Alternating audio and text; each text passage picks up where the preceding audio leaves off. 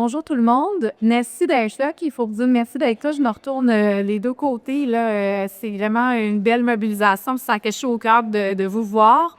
Rapidement après l'annonce du gouvernement du Québec, les gens se sont retournés vers nous pour nous demander qu'est-ce qu'on fait maintenant? Comment est-ce qu'on se mobilise? Donc, la journée d'aujourd'hui, c'est ces gens-là qui ont pris le téléphone, qui ont dit « Nous, on y croit encore. Qu'est-ce qu'on peut faire? » Donc, sans plus attendre, je vais leur céder la parole. Là.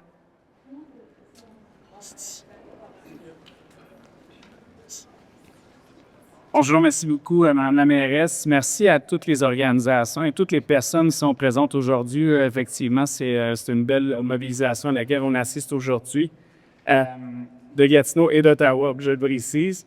Mais si on est ici devant vous, c'est pas de gaieté de cœur, mais par nécessité, par devoir.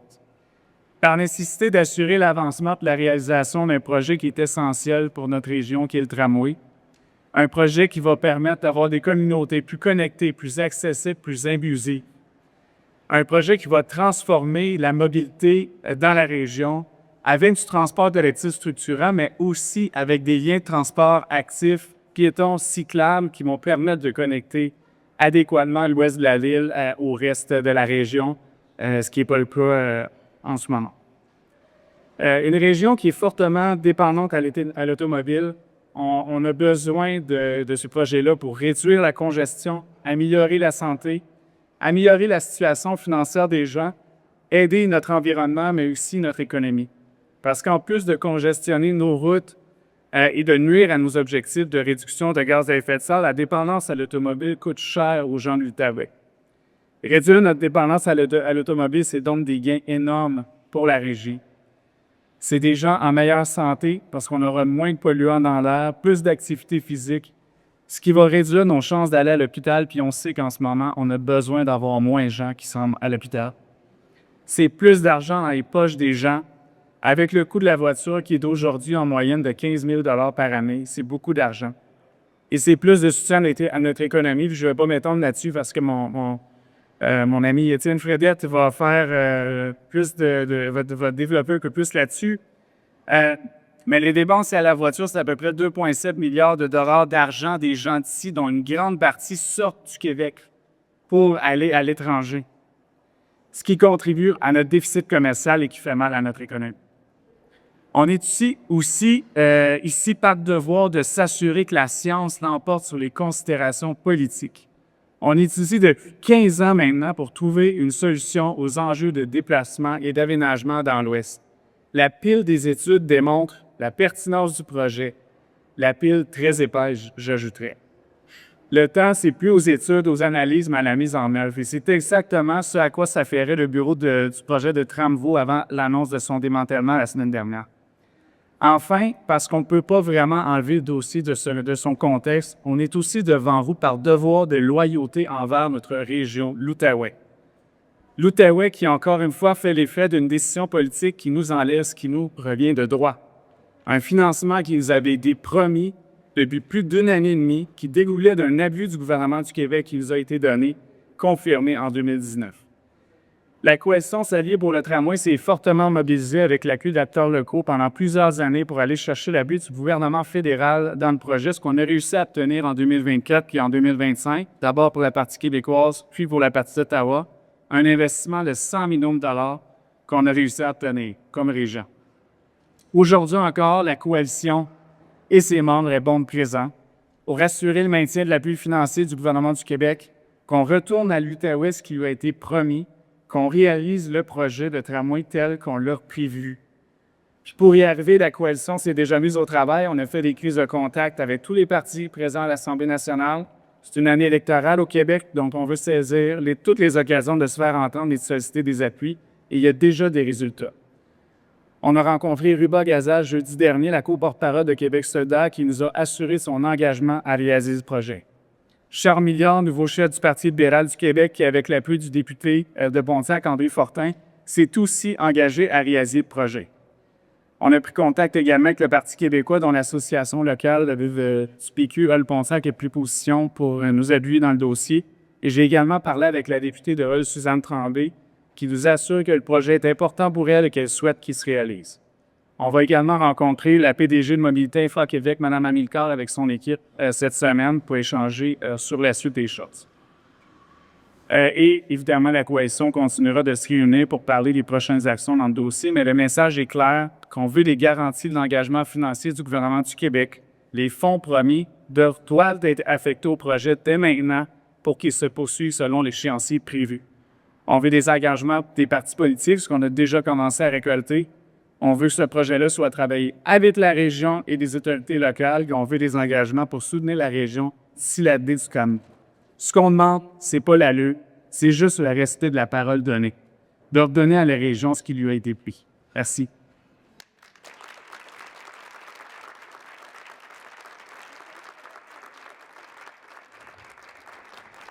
Ah, merci, Patrick. Je vais parler au nom de la communauté d'affaires. Je suis Étienne Fredette, directeur général de la Chambre de commerce de Gatineau. J'ai plusieurs de mes collègues qui sont ici, le CDRBOL, j'ai vu Vision Centre-Ville, beaucoup de gens membres de la Chambre de commerce, des entreprises. Merci de vous être déplacés en si grand nombre. Nous sommes réunis aujourd'hui pas seulement pour une question d'un projet de transport. C'est un enjeu de prévisibilité, de confiance, mais surtout d'équité pour notre région.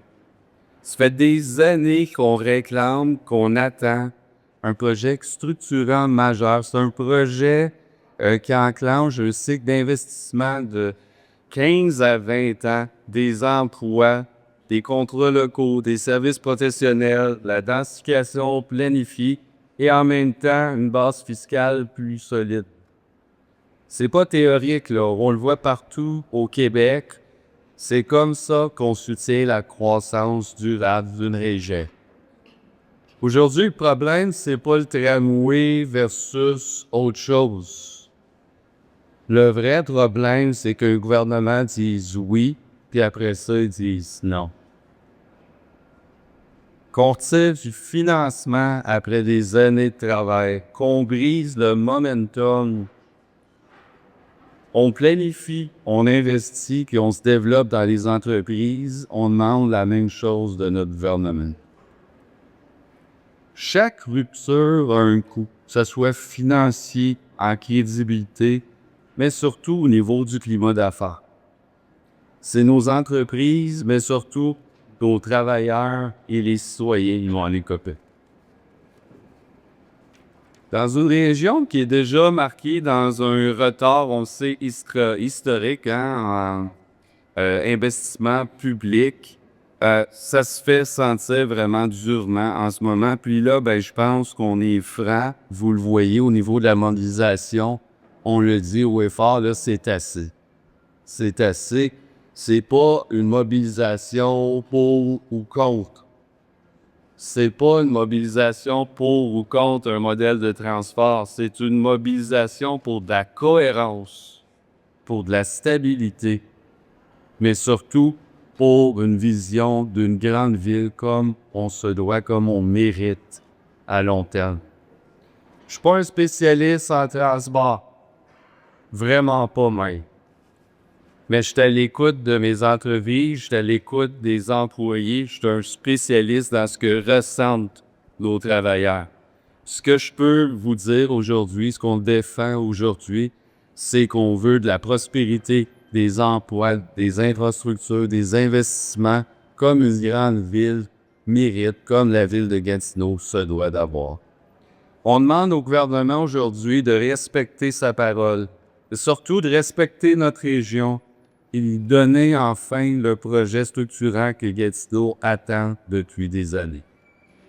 J'en parlais hier avec ma grande fille de 17 ans à propos de la situation et elle m'a clairement dit chaque décision prise aujourd'hui aura un impact sur le monde de demain. Merci.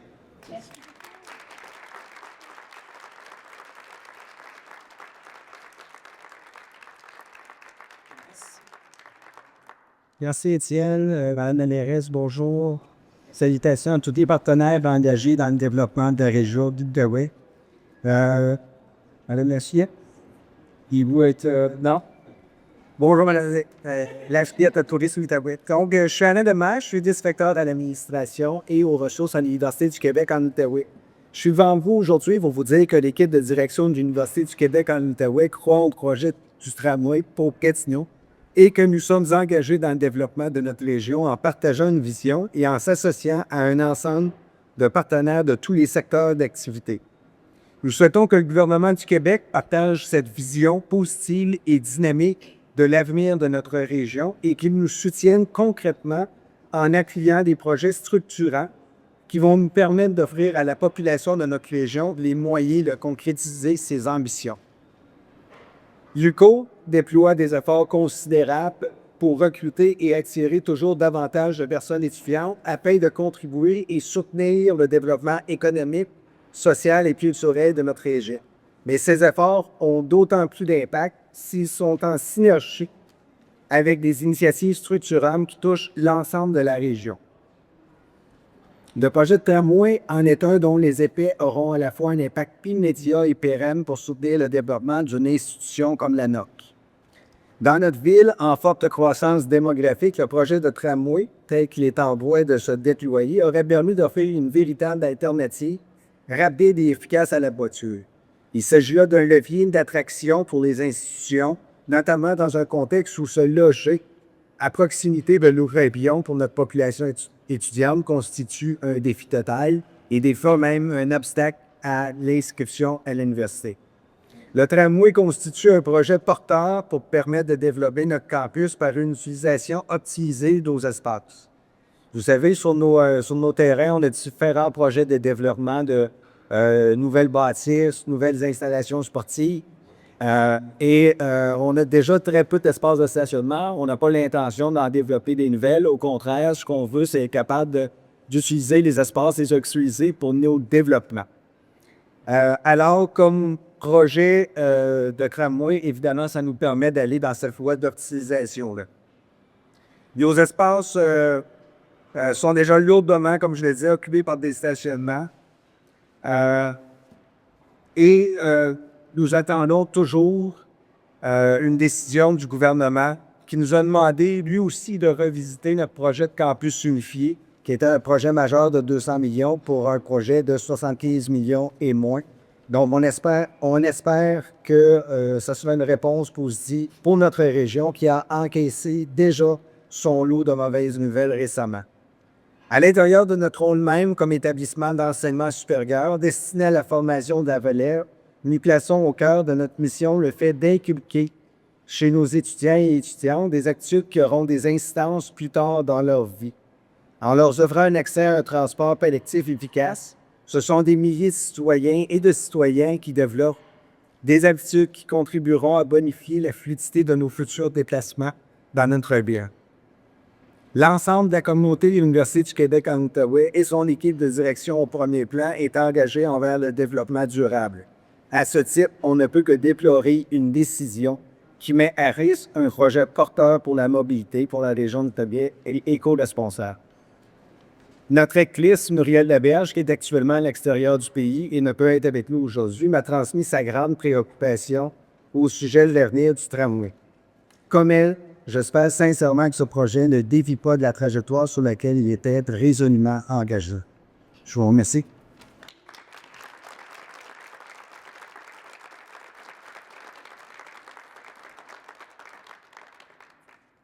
Bonjour à tous et félicitations à la mairesse et tous les acteurs de la région pour cette belle mobilisation. C'est là qu'on voit qu'un tramway, ça impacte la vie et le quotidien de tout le monde. Et ça a des impacts comme les collègues l'ont mentionné, autant sur l'économie, l'environnement, le transport et l'identité de notre belle région.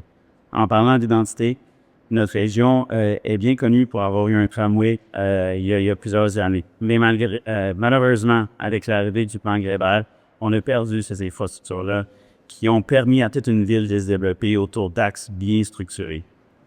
Aujourd'hui, c'est une question de comment est-ce qu'on peut continuer d'investir dans notre belle région et de faire valoir les intérêts collectifs de chacun. Avec l'arrivée du train Alto, le développement d'une belle ville, c'est toujours une question, pardon mon anglicisme, mais de timing. C'est important qu'on puisse se rattacher à cette infrastructure massive de transport au niveau de nos grandes villes, d'assumer notre rôle de quatrième grande ville du Québec. Et pour y arriver, bien, c'est important qu'ensemble, on soit mobilisés autant pour un tramway que des transports structurants dans notre ville, mais aussi pour que la station de Alto soit positionnée au centre-ville d'Ottawa, qui va permettre justement de justifier des investissements majeurs en transport dans notre belle région. Alors, comme mes collègues l'ont dit, je crois que c'est une question qui touche à tous et est importante pour nos futures générations. Merci.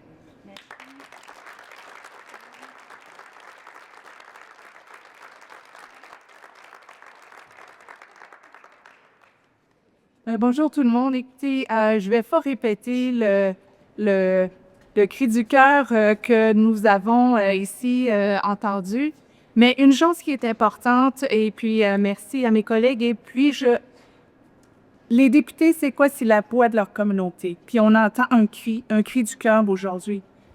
Non seulement nous sommes ici avec vous ce matin, mais si on parle au nom de tous les députés de la région, de la capitale nationale, nous avons approuvé le budget de 100 millions de dollars pour réaliser ce projet-là. Cet argent-là était engagé par le gouvernement du fédéral pour réaliser ce projet-là. Nous y croyons. Nous croyons à une région de la capitale nationale qui est forte, qui prévoit des opportunités, un développement économique, une qualité de vie à la hauteur de Gatineau, qui est la quatrième plus grande ville au Québec. La décision du gouvernement du Québec, elle est sentie dans la communauté comme si on tournait le dos à l'Outaouais et des projets qui sont portés par la communauté. On y croit au tramway. On demande au gouvernement du Québec de s'assurer que ce projet-là soit priorisé, que les investissements promis soient respectés. Les citoyens et citoyennes de l'Outaouais méritent mieux. Ils méritent d'être écoutés. Ils méritent les mêmes opportunités et l'équité fiscale qu'ils méritent. Les gens de l'Outaouais travaillent fort et ils méritent les mêmes chances que tout le monde, de tous les Québécois et de tous les Canadiens. Merci.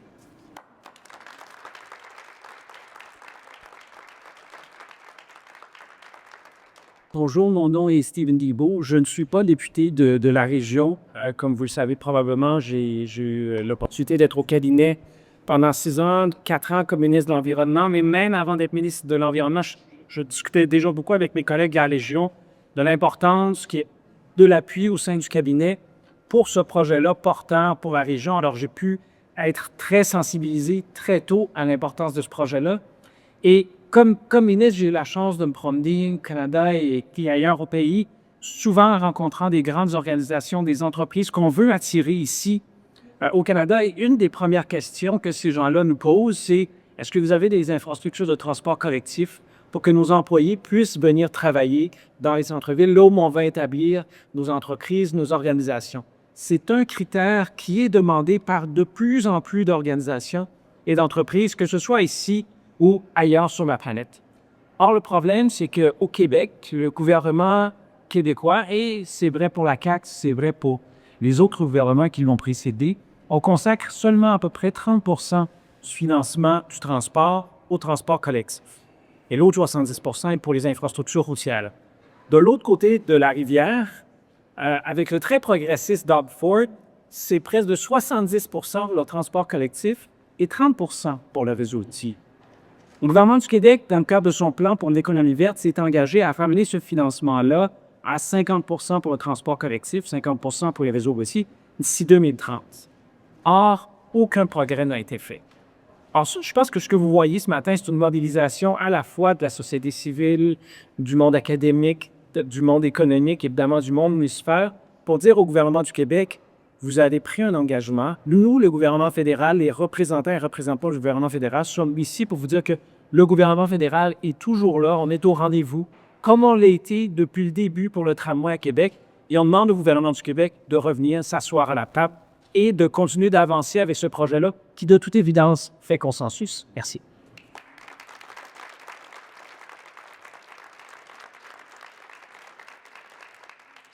Mon nom est Greg Fergus, je suis le député fédéral de Haute-Elmer.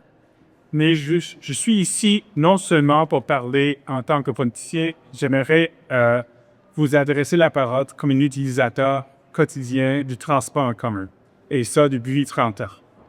Écoutez, je vais être très bref et très franc. La décision du gouvernement Legault, c'est une décision vraiment, c'est la première étape à dire non à la région de l'Outaouais. Soyons clairs. Et ce que vous voyez ici, la mobilisation derrière moi, ça c'est une expression que ça suffit. Nous faisons partie du Québec, nous sommes la quatrième de l'importance du Québec, on mérite mieux. Et mon message au gouvernement actuel, c'est qu'il y a des options. Et comme Mobio avait mentionné au début, toutes les autres formations politiques, Québec solidaire, PQ, PQ, sont engagées pour ce projet-là. Alors, le choix est devant nous dans cette année électorale. Est-ce qu'on va choisir quelque chose qui va appuyer nous, ici dans l'Outaouais? J'espère que les gens vont dire oui. Merci.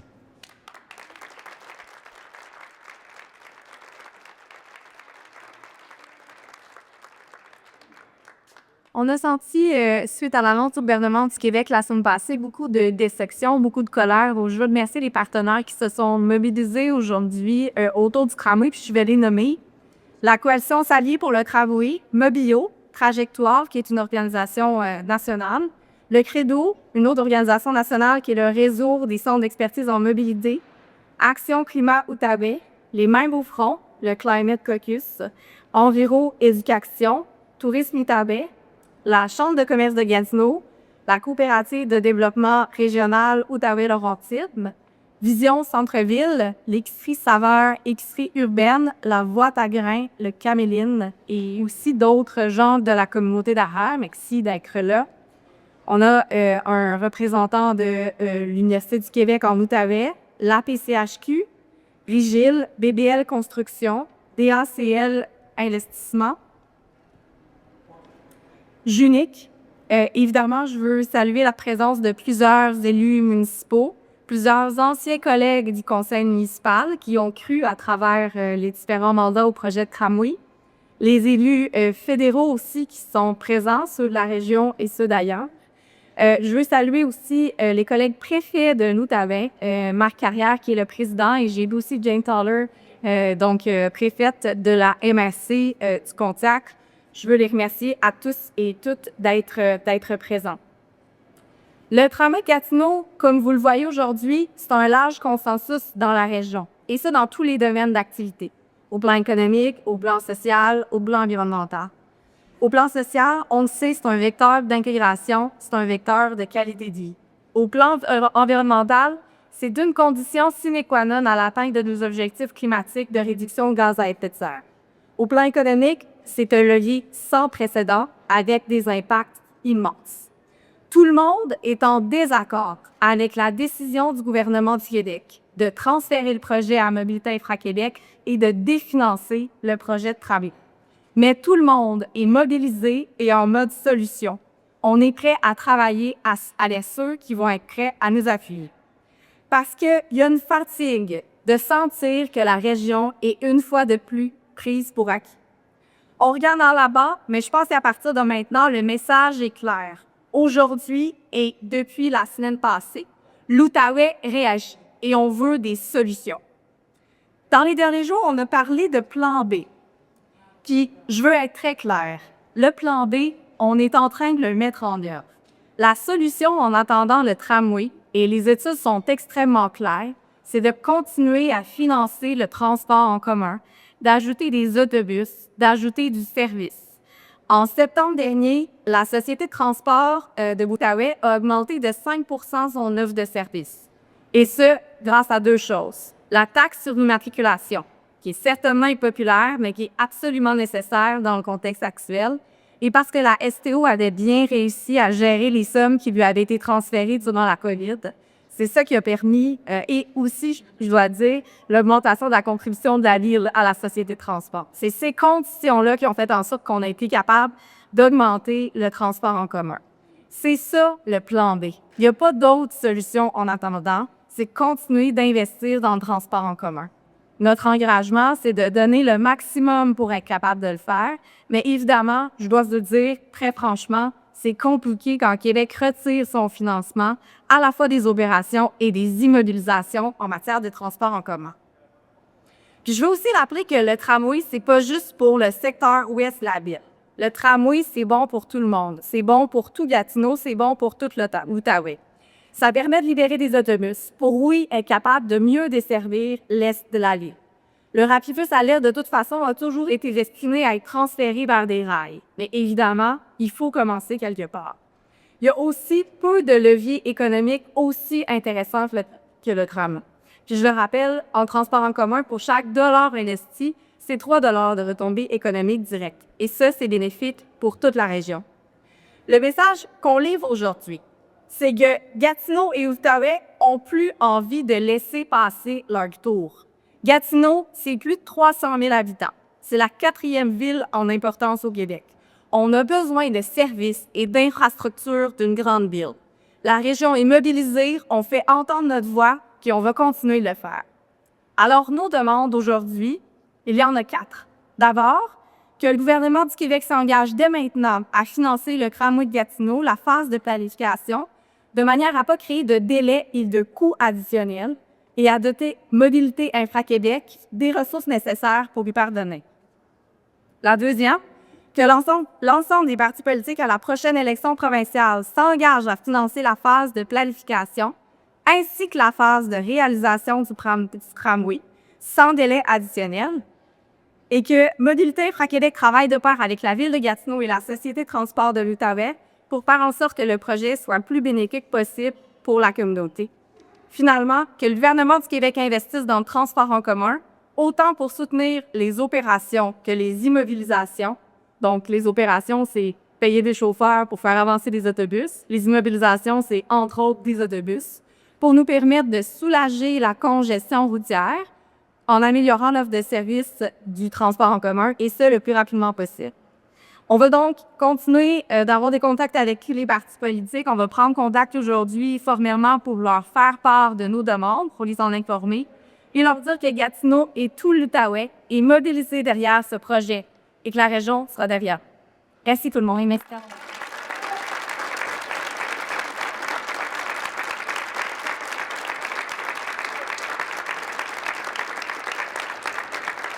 Donc, je peux commencer ici à la boîte avec Patrick, Radio-Canada. Bon, est-ce que il n'y a pas de micro, hein? Je parle assez fort, ça va. Ouais. Ben, je serais peut-être intéressé d'en entendre un peu plus du point de vue des promoteurs immobiliers tels que Desjardins. Qu'est-ce que cette nouvelle-là, la semaine dernière, puis l'incertitude, ça amène pour l'urbanisation à Gatineau, pour sûrement qu'on avait déjà acheté des terrains à proximité d'où qu'on croyait avoir le tracé. Donc, qu'est-ce que ça vient changer qu'on n'est pas là? Bien, comme la mairesse le très bien dit, il y a un bon plan B en fonction. Il y a l'investissement qui va se déployer au niveau des autobus, au niveau du transport actif aussi. On est d'une région où on peut facilement amener plus de transport actif à Tillers-Zomba. Alors, autour, évidemment, le tramway, comme on le voit du côté d'Ottawa, vient structurer et amplifier la vitesse du développement puis de répondre à la crise du logement. Alors ça, c'est sûr que c'est un outil important, mais à la fois, il faut quand même être capable de répondre à la crise du logement et de bien bâtir des logements pour les gens. Alors, s'il faut s'appuyer à essayer David, il faut déployer des transports excellents de bus en attendant, c'est ce qu'on pouvait faire.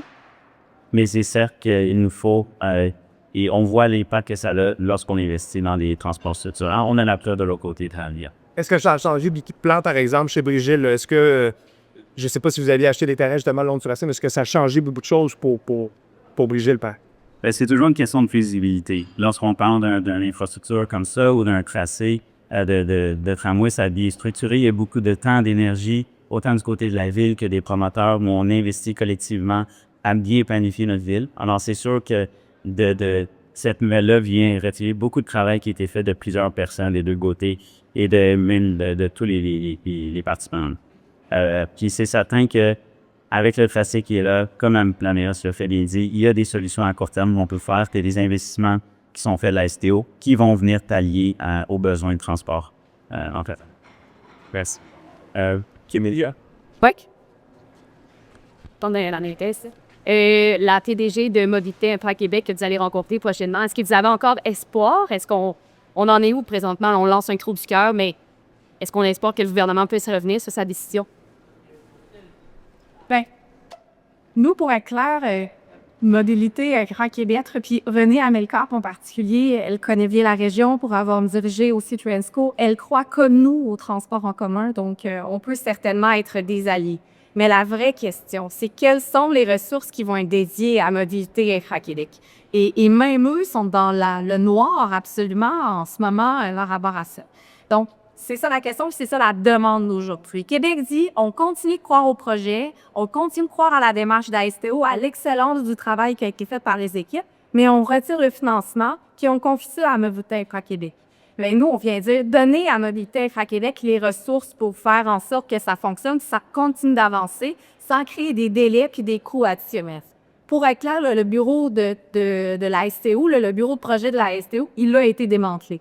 À la demande du ministère des Transports, ces gens-là ont appris lundi soir dans le journal qu'ils perdaient leur emploi. Mardi matin dernier, il y a eu une rencontre et les gens sont plus au travail en ce moment.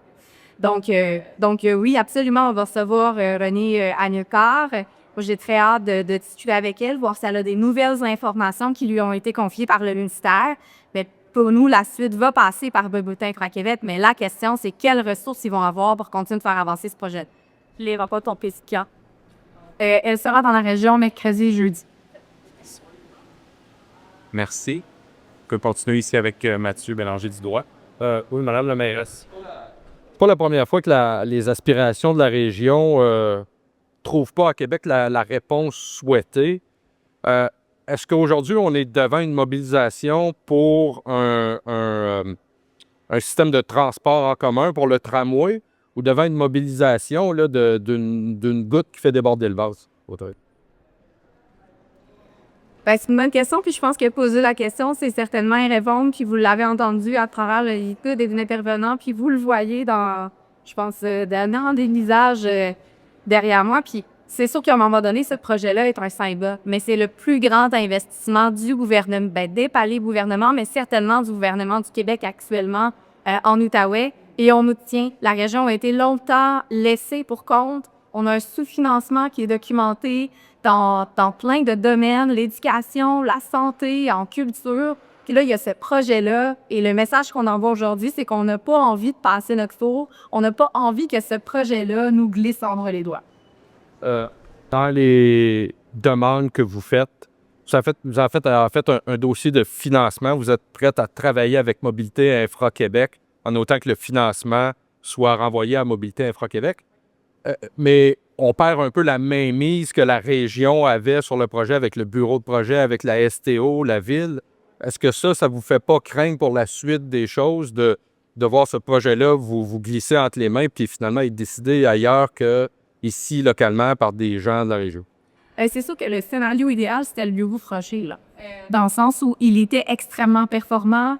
Il y a une quarantaine de personnes qui travaillaient à temps plein sur ce projet-là, qui ont une fine connaissance de la région. Puis en matière de transport en commun, on peut pas avoir un projet qui atterrit complètement Québec, là. C'est sûr qu'il faut que ça soit pensé avec la communauté, pour que les bénéfices soient le plus importants possible. Mais on se trouve aujourd'hui devant le constat que, tu sais, on nous a demandé de démarrer le bureau projet. Ce que la STO n'avait pas d'autre choix que de faire, là, le plus rapidement possible, étant donné les courtes délais qui nous étaient donnés. Fait que maintenant, on se tourne vers là-bas, on regarde en avant. Moi, je dis, on est prêt à travailler avec Mobilité Infra-Québec, mais il va avoir besoin des ressources nécessaires pour continuer de faire avancer ces projets-là.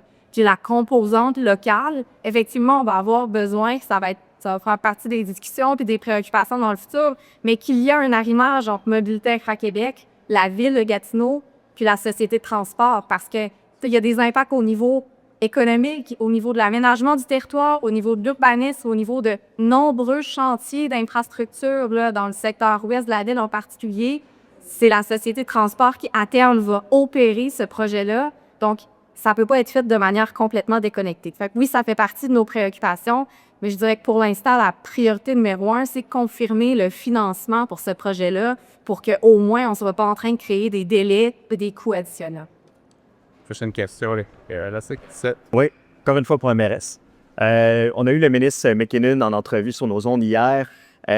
Il a évidemment déploré le transfert à mobilité infra, mais déplore aussi que la Ville n'a jamais, selon lui, élaboré de plan B. Vous l'avez évoqué un petit peu tantôt, mais est-ce qu'on y croit vraiment à ce plan B-là, étant donné qu'il est soutient par un sous-financement de Québec? Est-ce que vraiment c'est l'avenir pour la Ville de Gatineau? Je veux être extrêmement claire, il y a un plan B. Et le plan B est en train d'être mis en œuvre. Le plan B, c'est financer le transport en commun, augmenter l'offre de services. En septembre dernier, la Société de transport de l'Outaouais a fait une augmentation de services de 5 %. Donc, on veut continuer à aller dans cette direction-là en attendant de ramener. Toutes nos études nous disent qu'on est en train de s'auto-congestionner avec nos autobus. Donc, il y a une limite à ce plan B-là et il faut penser au plan A. Mais l'autre chose qu'on dit, le plan A est dans le trapeux, vous aviez des coins d'interrogation dans les yeux. Mais l'autre chose qu'on dit, c'est que c'est difficile d'investir en transport en commun parce que nous, on fait le choix politique au conseil municipal d'y croire, d'investir plus année après année, mais Québec, lui, retire son financement. Il retire son financement aux opérations, donc payer des chauffeurs pour faire avancer les autobus, puis il retire son financement pour les immobilisations, donc notamment acheter des nouveaux autobus pour être capable d'augmenter cette offre de cette piste-là. Donc, oui, on veut bien miser sur le plan B là, en attendant. Mais encore faut-il qu'on ait l'appui du gouvernement du Québec pour le faire. Puis, certaines personnes disent qu'on parle d'un recul de 10 ans de voir ce transfert-là. On reculerait de 10 ans en arrière, ce serait considérable. Est-ce que vous êtes d'accord avec ça? Est-ce qu'on a à ce point pas confiance en Mobilité Infra-Québec? Bien, en fait, pour l'instant, on est devant l'économie. Le mandat de Mobilité Infra-Québec, c'est de réévaluer le projet de tramway au cours des 9 prochains mois, mais on ne connaît pas les ressources qui lui sont attribuées, donc ni le budget, ni les individus qui vont travailler sur ce projet-là. Et c'est là où on dit c'est extrêmement urgent de le clarifier et de le faire vite. Prenez Américain disait la semaine passée, quand elle est venue, quand elle a fait des entrevues dans la région, qu'elle attendait le prochain budget du gouvernement du Québec pour savoir c'est quoi les ressources qui lui étaient allouées. Mais ça, pour nous, c'est un problème parce que s'ils veulent reprendre un certain nombre de contrats de la STO pour mener un certain nombre d'étapes, pour nous permettre de continuer d'avancer sans créer de délai, ça va être impossible. Donc c'est là où c'est important qu'on fait le financement le plus rapidement possible. Dernière question de... Toi, tu n'as pas j'ai une question, mais pour Mme Arquimissant. C'était pour Mose. Oh, excuse-moi. Moi, j'en ai une pour Marc Carrière. Hein. Excuse, t'en avais une autre? Moi, j'en avais un pour Marc Carrière. OK, mais... Non, mais je peux... J'y vais dessus. Oui, vas-y. Monsieur Carrière, oui, la conférence des préfets, hier, a adopté une résolution à l'unanimité pour appuyer le tramway de Gatineau. C'est Gatineau qui va profiter essentiellement de ce tramway-là. La région a beaucoup d'autres enjeux, que ce soit la santé, le secteur forestier. Je veux dire, on pourrait passer l'avant-midi ici puis s'en nommer. Là. Pourquoi la conférence des préfets donne son appui à ce projet-là particulier et qu'on n'a pas eu une mobilisation de même envergure dans d'autres dossiers qui sont peut-être plus régionaux? La conférence des préfets, premièrement, on a aussi mobilisé à plusieurs moments. L'exemple des technologues, il y a un an et demi, là, je pense que tout le monde était... Et à l'époque où c'était à l'hôpital de Wakefield et l'hôpital de Buckhill qui n'avaient pas la même voie que pour les technologues, la ville de Gatineau était là derrière nous, les autres MRC. Je pense qu'il y a un momentum à travers la région d'Outaouais. Un, de travailler tout le monde ensemble. Deux, ce qui est bon pour Gatineau est bon pour l'ensemble de la région. Nous, vous connaissez Transcodé chez nous, on est en plein développement. Le gouvernement a dénudé de l'égoubé de plusieurs centaines de milliers de dollars. Il vient de dire que tout ce qui est développement est maintenant stoppé. On est une MRC en pleine croissance. On offre des services à d'autres. On a commencé dans le Pontiac. On offre des services à d'autres MRC. Donc, je pense qu'on est tous impactés par cette décision-là de retirer le financement à la délégation. Et la municipalité de Pontiac, qui est la voisine du secteur Elmer, c'est clair que les liens qu'il y a à faire en France-Colline et le futur tramway sont évidents. On a déjà une excellente entente avec la STO, avec OC Transpo, chez Transcolline, donc c'est clair que ça impacte tout Outaouais. Et dernière question. C'est pour Mme la mairesse. Si c'était si important que ça, le bureau de projet, pourquoi on ne se bat pas politiquement pour garder le bureau de projet de la STO ouvert? Pourquoi on a choisi, dans le fond, on semble abdiquer sur le fait, bon, ça s'en va à Mobilité et Infra Québec, on se bat pour le financement, mais pourquoi pas s'être battu pour le garder ouvert? Je pense que personne, absolument personne qui est en train d'abdiquer. Nous, la STO a eu une consigne claire du ministère des Transports de procéder le plus rapidement possible au démantèlement du projet qui est à la fin de tous les contrats. Ce qu'ils ont demandé à la Société de transport, c'est de s'assurer qu'à partir du 1er avril 2026, il n'y ait plus aucune dépense associée au tramway de Gatineau qui soit refilée au ministère des Transports. Quand on regarde dans d'autres villes, par exemple, le démantèlement du bureau de projet à Longueuil, ça a pris 3 mois. Donc, la Société de transport de l'Outaouais n'avait pas le choix pour respecter cette demande-là de procéder rapidement, sans quoi il y a des coûts qui pourraient lui être imputés. Et donc, avec pas de source de financement, vous comprenez le défi financier, là, pas d'autre source de financement pour payer ça. Donc, elle n'avait pas le choix de procéder rapidement. Puis, disons-le, de toute façon, à partir du moment où la nouvelle était dans l'espace public, bien, il y avait des employés au bureau de projet on connaît bien que leur job était en jeu. Là, donc, voilà, il y avait pas de choix. Merci beaucoup. Merci à tout le monde de s'être déplacé.